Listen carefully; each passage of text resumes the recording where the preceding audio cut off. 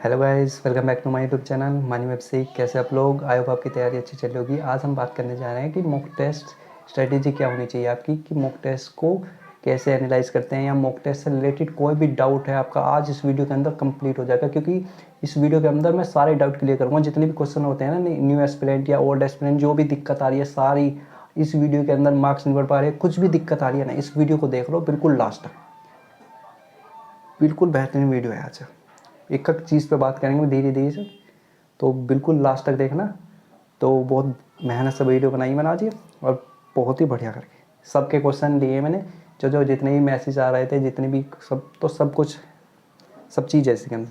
तो आज हम बात करेंगे इस वीडियो के अंदर क्या क्या होने जा रहा है। पहले वो बताऊँ कि mock test, importance of mock test बताऊँगा मैं कि इंपॉर्टेंस क्या है इसकी, कि कब से मॉक देना स्टार्ट कर सकते हैं हम, कि कौन से मॉक लगाने चाहिए हमें, PYQ लगाएं या अदर कंपनी की लगाएं, या सब्जेक्ट में मॉक लगानी चाहिए, क्विज देनी चाहिए या नहीं देनी चाहिए, राइट अप्रोच क्या होती है मॉक टेस्ट को अटैम्प्ट करने की, कि मॉक टेस्ट को एनालाइज करते हैं कैसे हैं और नंबर नहीं बढ़ पा रही। इन सब चीज़ पे बात करेंगे जो जो प्रॉब्लम आई है, कि ठीक है। क्योंकि काफ़ी बच्चे तो ऐसे होते हैं कि मॉक टेस्ट को एनालाइज भी नहीं करते, ठीक है ना, बहुत दिक्कत है। तो मार्क्स भी नहीं बढ़ पा रहे, कभी मार्क्स स्टक हो जाते हैं, सब कुछ आज इस वीडियो के अंदर पूरी एकदम बेहतरीन वीडियो है। तो वीडियो को बिल्कुल लास्ट तक देखना। तो वीडियो शुरू करते हैं। पहले तो मॉक टेस्ट के इंपॉर्टेंस क्या है वो बताता हूँ मैं आपको। अगर आप बिना मॉक टेस्ट लगाए एग्ज़ाम देने जाओगे तो आप पहली बात तो 100 क्वेश्चन देख नहीं पाओगे, टाइमिंग नहीं बन पाएगी 1 घंटे के अंदर, 60 मिनट में आप नहीं बना पाओगे, पैनिक हो जाओगे, माउस आप सही से चला नहीं पाओगे, फ्रेंडली नहीं, पैनिक कर जाओगे आप, क्योंकि आपको उससे जो इंटरफ्रेंस है, जो कंप्यूटर से फ्रेंडली नहीं हो पाओगे। जो एक बार कभी माउस 2 बार क्लिक कर दिया, कुछ मतलब पैनिक करोगे आप। मॉक टेस्ट पहले तो फ्रेंडली बनाता है आपको, कि कैसे क्वेश्चन आते हैं, आपका टाइम मैनेजमेंट कराता है कि कौन सा सेक्शन पहले अटैम्प्ट करना है, सब कुछ, कि आपको ट्रैक पर रखता है आपकी प्रिपरेशन को। आप शुरू करते हैं मॉक टेस्ट को सही से, कि जो आप प्रिपेयर कर रहे हो उसे ट्रैक पर रखता है कि हमारी प्रिपरेशन लेवल कैसे चल रहा है। आपकी प्रिपरेशन लेवल को बताता है कि कितने आपकी मार्क्स आ रहे हैं, कितनी तैयारी रह रही है, कितनी बाकी है, कि आपके वीक पोर्शन और स्ट्रॉन्ग पोर्शन को बताता है मॉक टेस्ट। आपकी एक्यूरेसी और स्पीड को अच्छा करता है मॉक टेस्ट, ठीक है। ये सब चीज़ है, और टाइम मैनेजमेंट करता है सबसे इम्पोर्टेंट। जो प्री के अंदर ना सबसे बड़े काम वो है, टाइम मैनेजमेंट करता है आपका, सिलेबस जल्दी कवर करने में मदद करता है। ये सारी चीज़ें हैं, आपके प्रिपरेशन लेवल को बताता है कि कितनी प्रिपरेशन होगी और कितनी मेहनत करनी है आपको बाकी अभी। ये तो होगी कि इंपॉर्टेंस क्या है मॉक टेस्ट की। अब बात करते हैं कब से मॉक टेस्ट आप लगा सकते हो। पहली बात, आपको मॉक टेस्ट जब से लगाने हैं, जैसे आपने 50 या 60% आपका सिलेबस हो गया ना, तब से आप मॉक टेस्ट लगाना स्टार्ट कर दो। हाँ, चाहे वीकली एक ही लगाओ, पर लगाना स्टार्ट कर दो जब, ठीक है। ये तो हो गया कब से लगाना है। इससे आपका क्या होगा, सिलेबस जल्दी जल्दी कवर होगा। एक तो कि आपको लगेगा कि जैसे मैथ में आप 15 ही क्वेश्चन अटैम्प्ट कर पा रहे हो, वो चैप्टर ले रहे हो, तो आपको जल्दी आएगा कि मुझे मार्क्स बढ़ाने हैं, तो मैं जल्दी जल्दी सिलेबस कवर करूँ। आप बाउंड हो जाओगे कि नंबर नहीं आ रहे हैं, मैं पढ़ूंगी और मतलब पढ़ूंगा, या जब भी जल्दी से होंगे सब कुछ चीज़ें। आप टारगेट दोगे डेली खुद को, ऐसे ऐसे करके बाउंड हो जाओगे मॉक टेस्ट से, ठीक है। अब कौन से मॉक टेस्ट लगाने हैं, तीसरी बात करते हैं हम कि मॉक टेस्ट कौन से लगाने हैं, PYQ लगाने हैं या अदर कंपनी के लगाने हैं। तो दोनों के अलग अलग फ़ायदे हैं, ठीक है। जो मैं आपको सजेस्ट करूँगा, PYQ पे ही रहना ज़्यादातर। क्योंकि PYQ में आपको देखो, मैं PYQ बात बताता हूँ, PYQ आप मॉक लगाओ ना तो आपके मार्क्स अच्छे आएंगे, आपका कॉन्फिडेंस भी बढ़ेगा, आपको ज़्यादा समझ में आएगा कि एग्ज़ाम पूछ क्या रहा है, एग्ज़ाम से रिलेटेड आपकी प्रिपरेशन रहेगी, ठीक है। और जो अदर कंपनी के रहते हैं वो थोड़ा हार्ड लेवल का बनाते हैं, थोड़ा जो PYQ है उससे थोड़ा अप रहता है, तो उसमें मार्क्स कम आएंगे, आप डिमोटिवेट फील करोगे। बस दोनों के अलग अलग फ़ायदे। जैसे आप अगर एग्जामिनर ने थोड़ा बहुत चेंजेस कर दिया तो आप पैनिक नहीं करोगे वहाँ, लेकिन थोड़े बहुत ही लगाने हैं। जैसे लाइव मॉक आता है संडे वाले दिन, आप वो लगा सकते हो बस एक, और आप PYQ पे ही रहना चाहते हैं, ठीक है। तो PYQ पे ही बेस्ड रहना, अपनी प्रिपरेशन पूरी PYQ बेस्ड पे रखना, और लाइव मॉक लगा सकते हो आप बस संडे वाले दिन, एक जो हर फ्री आता है उसे लगा सकते हो, वो अच्छा है बस, और कुछ नहीं। और PYQ पे ही रहना, ये तो लगाना है PYQ, ये लगाना है वो, ठीक है। बस आप फ्रेंडली हो सकते हो अदर उससे, कंपनी के जो कुछ भी है, ठीक है। आप पैनिक नहीं कर पाओगे, थोड़ा बहुत भी अगर एग्जामिनर घुमाया तो कोई दिक्कत नहीं, हो जाएगा। अब बात करते हैं सब्जेक्ट वाइज लगाना है मॉक या सब, क्योंकि उसके भी फायदे हैं सब्जेक्ट वाइज। जैसे बिगनर के लिए सबसे अच्छा होता है, जैसे आपने परसेंटेज चैप्टर शुरू में करा, क्योंकि सिलेबस तो ज़्यादा कवर नहीं है, तो आप परसेंटेज का मॉक टेस्ट लगा सकते हो। क्विज होती है ना, उसमें आते हैं परसेंटेज के सारे मॉक हैं। जो ये 2-3 चैप्टर हो गए, इनके मॉक लगा दे। पॉलिटी खत्म करी मैंने, पॉलिटी की लगा दी क्विज। मतलब ऐसे ऐसे चीज़ें, ये फ़ायदा होती है। और जैसे आपका कोई वीक है, जैसे मेरा इंग्लिश में वीक चल रही है, मैं वो 3 सब्जेक्ट मेरे सही चल रहे हैं, तो मैं इंग्लिश का मॉक लगाऊंगा सब्जेक्ट में, सेक्शनल वाला, कि इंग्लिश में मैं अच्छा कर पाऊँ, कि ये वीक पोर्सन आ रहे हैं इन्हें अच्छा करूँ, इन्हें उसी का मॉक लगाऊँ। मैं पूरा टाइम वेस्ट उसमें क्यों करूँ? ठीक है, तो आप उसका अलग फ़ायदा, उससे टाइम मैनेजमेंट अच्छा हो। जैसे मैथ में आपको ज़्यादा टाइम लग रहा है, 25 मिनट लग रहे हैं, तो आप जैसे सेक्शनल मॉक होता है उसमें 20 मिनट देते हैं, तो उससे टाइम मैनेज कम हो जाएगा, आपकी स्पीड बढ़ेगी, आपकी एक्यूरेसी बढ़ेगी। ये फ़ायदे होते हैं सेक्शनल मॉक के। ठीक है, सबके अपने अपने फ़ायदे हैं। ये नहीं आप वो वाला भी लगा रहे हो, वो भी लगा रहे हो, अपने हिसाब से लगाओ। कि आपको मॉक में अगर ज़्यादा टाइम लग रहा है, टाइमिंग नहीं बन पा रही, तो आप सेक्शनल वाला लगा दो। जैसे मैथ को आपको 20 मिनट्स में ला देगा वो, आप 20 मिनट्स में उसमें ला देगा, तो उसके हिसाब से आपका सारा रेंज हो जाएगा, काम हो जाएगा, आपको पूरा बढ़िया करके हो जाएगा। ये होती है आपको सब्जेक्ट वाइज उसके फ़ायदे, बिगनर के लिए भी, और उसमें वीक पोर्शन पे अच्छी तरह वर्क हो जाता है सब्जेक्ट वाइज। ये होता है। ठीक है, अब बात करते हैं मॉक टेस्ट को अटेम्प्ट करने की राइट अप्रोच क्या होती है। पहला तो आपका ऑर्डर ऑफ अटेम्प्ट अच्छा होना चाहिए, कि आपको पहले डिसाइड करना है कि मुझे पहले जीएस करनी है, इंग्लिश करनी है, या उसके बाद रीजनिंग करनी है, फिर मैथ करनी है, ये फिक्स करो। और उनका टाइम मैनेजमेंट बाउंड करो, कि मुझे जीएस को 5 से 6 मिनट में करना है, फिर इंग्लिश को 8 से 10 मिनट में करना है, फिर रीजनिंग को 15 मिनट में करना है, फिर मैथ के लिए अब 5 मिनट छोड़ना है मुझे, या 7 मिनट बाकी की छोड़ने, या 10 मिनट छोड़नी है, कि मुझे उससे पहले 10 मिनट पहले पेपर एग्ज़ाम ख़त्म करना है। ये पूरा खत्म वो बनाओ, ये अप्रोच होनी चाहिए आपकी, कि मुझे 10 मिनट छोड़ने हैं, उसके हिसाब से मैं अरेंज कर लूँगा कि 5 मिनट में जीएस खत्म, ऐसे ऐसे करके बना लो। ये बनाओ। और अरे एक दूसरा काम ये, कि आपको ये नहीं करना कि स्किप नहीं कर रहे, कि उसी एक क्वेश्चन फंस गया तो उसी में लगे हुए हैं, कि सारा टाइम निकालने। आपको टारगेट होना चाहिए कि मुझे 100 क्वेश्चन के 100 क्वेश्चन देखने हैं, पहला टारगेट ये होना चाहिए। ठीक है, कैसे भी करके मुझे 100 क्वेश्चन देखने हैं। अब मुझे जब भी देख पाओगे आप, जब आपका टाइमिंग बहुत कम होगी, आप फिर पैनिक नहीं कर पाओगे। जैसे आपके कोई क्वेश्चन है, जैसा रीजनिंग आपने करी तो उसमें 23 बने, 2 नहीं बने, ऐसे इंग्लिश में 2 नहीं बने, मैथ में थोड़ा वो रह गया, तो आपने जैसे आप 10 मिनट बचे, तो आराम से 8-9 क्वेश्चन रहेंगे, उन्हें आराम से करोगे तो पैनिक भी नहीं कर पाओगे, वे क्वेश्चन भी हो जाएंगे। और आप वहीं बंद कराओगे तो वो भी रह जाएंगे, और जो आगे के बचे हुए वो भी रह जाएंगे। और मैं आपको सबसे बढ़िया फ़ायदा बताता हूँ, जो 100 क्वेश्चन देख लेते हैं ना, क्योंकि क्वेश्चन एग्जामिनर क्या सेट करता है, पहले रखता है हार्ड हार्ड, फिर लास्ट में जाके आप जब 23, 24, 25 वाला क्वेश्चन रहते हैं ना, 3-4 वे सबसे आसान डाले रखता है, जो 1-2 सेकंड में हो जाते हैं। तो आपको 100 क्वेश्चन देखने बहुत ज़रूरी है। ठीक है, ये होते हैं अप्रोच, कि कैसे कैसे अप्रोच करना है। कि मैं पहले जीएस करूँगा, मेरा जो अटैम्प्ट रहता था, ऑर्डर ऑफ अटैम्प्ट, कि मैं पहले जीएस करूँगा, फिर मैं इंग्लिश करता था, फिर मैं रीजनिंग करता था, फिर मैथ करता था। ये मेरा ऑर्डर ऑफ अटैम्प्ट है, ये सबसे बेस्ट मानता हूँ, क्योंकि मुझे यही अच्छा लगता है। आप आगे पीछे कुछ भी कर सकते हो, लेकिन यही रखना उसके हिसाब से, थोड़ा थोड़ा स्किप करने की आर्ट आपको आनी चाहिए, कि मुझे ज़्यादा अपने मन पर नहीं लेना कि मेरे से कैसे नहीं बनना। ठीक है, वो होना चाहिए। मार्क फॉर रिव्यू पे रखो क्वेश्चन जो नहीं बने। ठीक है, ये होते हैं राइट अप्रोच मॉक टेस्ट को देने की। ठीक है, अब बात करते हैं कि मॉक टेस्ट को सबसे इम्पोर्टेंट जो मैं मान रहा हूँ अब की जो वीडियो की पार्ट है, अब शुरू हो रहा है, कि मॉक टेस्ट को एनालाइज कैसे करते हैं। क्योंकि काफ़ी बच्चे रहते हैं कि मॉक टेस्ट दिया, मॉक टेस्ट के बाद लैपटॉप बंद करा और चले गए।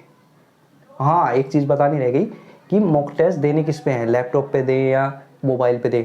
मेरी मानने में तो आप लैपटॉप से करो, क्योंकि आप उससे फ्रेंडली हो जाओगे, माउस सही से चला पाओगे, और उसका टाइमिंग है ना, मोबाइल की टाइमिंग अलग रहा है, जो लैपटॉप की टाइमिंग है वो अलग रहा है। क्योंकि मोबाइल में हमारी जो फेस रहे वो नीचे रहे, वहीं चलता रहे, तो वहीं दिखता रहता, हम वहीं से एक दूसरे हाथ से क्लिक करते रहें। लेकिन लैपटॉप में ऐसा नहीं है, लैपटॉप में आपको आगे देखना है, फिर वहाँ क्वेश्चन देखना है, फिर नीचे करना है, तो उसकी टाइमिंग थोड़ी अलग होती है। तो लैपटॉप से सबसे बढ़िया होता है मेरे मानने में, तो उसकी टाइमिंग थोड़ी वेरी कर जाती है अगर आप मोबाइल से लगाते जाओगे, फिर एग्ज़ाम वाले दिन दिक्कत हो जाती है। तो ये मैंने काफ़ी देखा, मैंने महसूस किया 2-3 बार मुझे ऐसे ही लगा था, तो फिर मैं मोबाइल पे मैंने दिया ही नहीं, फिर मैं लैपटॉप से ही देता था। ठीक है, लैपटॉप अच्छा रखना, लैपटॉप से ही। ठीक है, और अब बात करते हैं कि एनालाइज कैसे करते हैं, क्योंकि काफ़ी बच्चे तो एनालाइज ही नहीं करते, पता नहीं क्या बात है। मॉक टेस्ट लगाया, मॉक टेस्ट के बाद उससे नंबर कम आए या कुछ भी आए, उसे बंद करके रह गए, नंबर अच्छा आ गया तो जब भी बंद करके रख दिया, उसे एनालाइज नहीं करा कि वो वीक पोर्शन क्या है, कौन से स्ट्रॉन्ग पोर्शन है, क्या दिक्कत आई, क्यों मार्क्स नहीं बढ़ रहे, कुछ भी हो रहा। यही पार्ट है कि मार्क्स क्यों नहीं बढ़ रहे हैं, यहीं से शुरू होती है कि मार्क्स कैसे बढ़ेंगे अब यहाँ से, यही एनालाइज पे पूरा। क्योंकि जब आप वीक पोर्शन पे वर्क नहीं करोगे आपके मार्क्स नहीं बढ़ेंगे, नंबर 1 की बात, ठीक है। पूरी बात करेंगे। अब जैसे 2-3 चीज़ है, जैसे कोई करेक्ट है, आपको करेक्ट वाले जो हैं और हैं जो इनकरेक्ट वाले क्वेश्चन आपके, और जो है स्किप कर दिए थे आपने 3 चीज़ होती है। क्वेश्चन आते जो मॉक टेस्ट लगाते हो आप पूरा, मैं आपको पूरा एनालाइज कैसे करते हैं वो बता रहा हूँ, ठीक है। कि जो करेक्ट है, करेक्ट में कुछ ऐसे क्वेश्चन होते हैं, जैसे इंग्लिश के अंदर है, हमें पता नहीं था फिर भी हमने लग रहा था, हमने लगा दिया कि इन दोनों में से एक है, मैंने लगा दिया, लेकिन हमें 100% श्योर नहीं था, 50-60 में चल रहा था, फिर भी हमने लगा दिया। उन क्वेश्चन को भी देखना आपको। कुछ क्वेश्चन ऐसे होते हैं जो करेक्ट में होते हैं, जो हमसे ज़्यादा टाइम ले गए, लेकिन हो तो गए लेकिन ज़्यादा टाइम ले गए, वो भी देखने हैं कि ज़्यादा टाइम क्यों ले गए। क्योंकि आप तो सब कोई सा भी मॉक टेस्ट ले वो सब में टाइमिंग एवरेज टाइम आपका आ जाता है। जो ज़्यादा टाइम के वे देखने हैं, करेक्ट वाले में बता रहा हूँ मैं अभी, जो करेक्ट हुए हैं आपके, वे चीज़ देखना भी होगा। क्योंकि काफ़ी में क्वेश्चन में तो ऐसा होता है हम तुक्का लगा लेते हैं, हो गया सही, वहाँ ध्यान रखना। वे तुक्के हर बार काम नहीं करते, तुक्का तो बिल्कुल नहीं लगाना, साफ बात है बिल्कुल। अब वे हैं, अब बात करते हैं जो इनकरेक्ट हुए। 2 चीज़ देखनी उनमें, जो इनकरेक्ट हुए, या तो आपके इनकरेक्ट क्यों हुए, या तो सिली मिस्टेक हुई आपसे, कैलकुलेशन में हुई, कुछ भी दिक्कत हुई, आप लगा रहे दूसरा था लग गया तीसरा, ठीक है, या सेव कर रहे तो सेव नहीं हुआ, पैनिक के कारण होता है कभी कभी, सिली मिस्टेक हो गई, चलो मान लिया हमने सिली मिस्टेक हो गई। या फिर आपको कॉन्सेप्ट ही नहीं आता, कॉन्सेप्चुअल दिक्कत आई थी, तो वो वहाँ ठीक करना। जब भी मॉक टेस्ट देखा कि ये वे चीज़ एक कॉपी ज़रूर बनाना वो मॉक टेस्ट, ये दिक्कत आई, ये लिख के अगले 1 हफ्ते का वो पूरा शेड्यूल कर दो कि इसी हफ्ते के अंदर मुझे सही करना। जैसे संडे में मॉक लगाया, अगले 1 हफ्ते तक सारी जो प्रॉब्लम्स थी जितने भी रिलेटेड उससे, वे सारी ठीक कर दी मैंने। वो दोबारा, मैं अगर ये टॉपिक से दोबारा क्वेश्चन आया मैं गलत नहीं करूँगा, ये होना चाहिए आपका पूरा एटीट्यूड। ये करते हुए चलो, 1-1.5 महीने करके दिखा दो मुझे, अगर मार्क्स ना बढ़े या कुछ भी प्रॉब्लम आ रही है, सारी प्रॉब्लम ठीक वहीं हो जाएंगी, 170 तो आराम से आ जाएंगे आपके। मेरी बात मान लो, ये बात बस, वो वीक पोर्शन पे वर्क करना शुरू कर दो। और जो अब बात करते हैं जो स्किप करे थे आपने क्वेश्चन, या तो वे इरेलेवेंट थे, आपसे समझ में थे, या आपने सिलेबस में पढ़ा भी नहीं था, ये कुछ भी होते हैं, ठीक है ना, उन्हें भी देखने हैं कि स्किप क्यों करा। या तो रिलेवेंट हुए हैं तो आप उन्हें देख लो। अरे कुछ क्वेश्चन होते हैं ना जो इरेलेवेंट होते हैं, जो अलग ही होते हैं समझ से, तो उन्हें छोड़ भी सकते हो आप। लेकिन अगर रिलेवेंट है आपसे, सिलेबस से, आपके कॉन्सेप्ट से आया कि आपने भूल गए थे या कुछ भी हो गया कि याद नहीं आ पा रहा, वहाँ पकड़ना है आपको वो चीज़, कि मैं रिवाइज करूँ उस चीज़ को, ठीक है। और मॉक टेस्ट को ऐसा रखो, आप तो मॉक टेस्ट के बिना आप सिलेक्शन ले पाओगे। ये सारी चीज़ें हैं, जब जितना वो अपनी वीकनेस पे वर्क करते हुए जाओगे, मार्क्स तो ऑटोमेटिक इंक्रीज होते चले जाएंगे।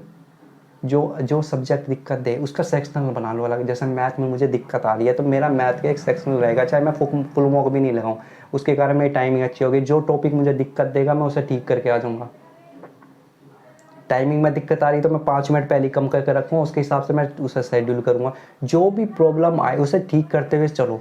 पहला एटीट्यूड ये रखो, अगर नंबर ना बढ़े फिर, क्योंकि अगर आप ठीक नहीं करोगे, आपने जैसे सारी चीज़ कर लिया, आपने मॉक टेस्ट एनालाइज भी कर लिया, आपने अपनी दिक्कतें भी, उस पर वर्क नहीं करा, सब वेस्ट है, कुछ नहीं फ़ायदा हुआ। वो मॉक टेस्ट लगाने का भी फ़ायदा नहीं होगा। अगर मॉक टेस्ट लगाने के बाद एनालाइज नहीं करते तो मॉक टेस्ट वेस्ट, कोई फ़ायदा नहीं होता उसका। तो ठीक है, ये चीज़ है। ऑर्डर ऑफ अटैम्प्ट अच्छा रखो, जो क्वेश्चन मार्क फॉर रिव्यू, ये सारी कॉन्सेप्ट जब मॉक टेस्ट लगाओगे ना, सब चीज़ अपने दिमाग में सेट हो जाएंगी। सारी चीज़ आपको कैसे करना है, टारगेट रखना है, पूरा 100 क्वेश्चन देखने हैं, फिर उसे एनालाइज अच्छे से करना है, उस पर वर्क करना है। सारी चीज़ पर बात होगी कि टाइम मैनेजमेंट अच्छा रखना है अपना, क्योंकि मॉक टेस्ट का काम है टाइम को अच्छा रखना पूरा। जिसकी टाइमिंग अच्छी हो जाती है वो मॉक में पैनिक नहीं करता, अच्छी तरह अटैम्प्ट करता है, वो बढ़िया तरीके से मार्क्स गेन करता है। क्योंकि अगर आप पैनिक हो गए तो सारे क्वेश्चन जो आते हैं वे भी गलत कर दोगे, ठीक है। पूरी वीडियो में मैंने इतनी बढ़िया तरीके से बताया कि सब्जेक्ट वाइज मॉक का क्या है, कौन से लगाने चाहिए, कब से मॉक देनी चाहिए, कि मॉक टेस्ट के वो है, एनालाइज कैसे करते हैं, तो सारी चीज़ पे बात हो गई है। या 1-2 बात अगर रह भी गई है तो आप मुझे बता सकते हैं कमेंट में, या कुछ भी प्रॉब्लम आ रही है वो बता सकते हो। तो और अगर वीडियो पसंद आएगी मुझे पता है, तो लाइक करे बिना मत जाना, और चैनल को सब्सक्राइब करना, और वीडियो को चारों तरफ शेयर करना, ठीक है। और कोई भी प्रॉब्लम आ रही हो मुझे ज़रूर बताएं। मॉक टेस्ट से रिलेटेड, ठीक है। तो मार्क्स पक्का इंक्रीज होंगे, मेरी गारंटी है, अगर ऐसे करते हुए चलोगे। बस अपनी वीक पोर्शन पे काम करते हुए जरूर चलना, क्योंकि काफ़ी बच्चे होते हैं काफ़ी साल से तैयारी कर रहे हैं, दिक्कत क्या कर रहे हैं, मॉक टेस्ट पे एनालाइज नहीं कर रहे सही से, अपने वीक पोर्शन पे काम नहीं कर रहे, ये दिक्कत हो रही है। यानी मेरे 150 के अंदर 167 आ गए, मॉक टेस्ट को एनालाइज करते करते तो आए अच्छे तरीके से, क्योंकि मैं भी 120 पे भी था, मैं 130 पे भी था, 140 पे भी था, मैं 110 पे भी था, मैं 100 से भी था। जब मैंने शुरू करा था मेरे 88 आए थे फर्स्ट मॉक के अंदर, उससे लेके फिर मैं 170 प्लस तक भी गया। बस मेरा एक काम था, मैं ज़्यादा इरेलेवेंट पे नहीं गया, मैं PYQ बेस्ड ही रहा। आपको भी यही गलती मत करना कि ज़्यादा इरेलेवेंट चले जाओ, PYQ ही रहना आपने बेस्ड, क्योंकि को एग्जामिनर नहीं चेंज होते, एग्जामिनर वही पूछेगा जो कई साल से आ रहा है, ठीक है। तो आज इस वीडियो में इतना ही है, क्योंकि वीडियो पसंद तो आई होगी। तो all the best, stay fit, और वीडियो पसंद आए तो लाइक ज़रूर करना भाई, ठीक है। All the best.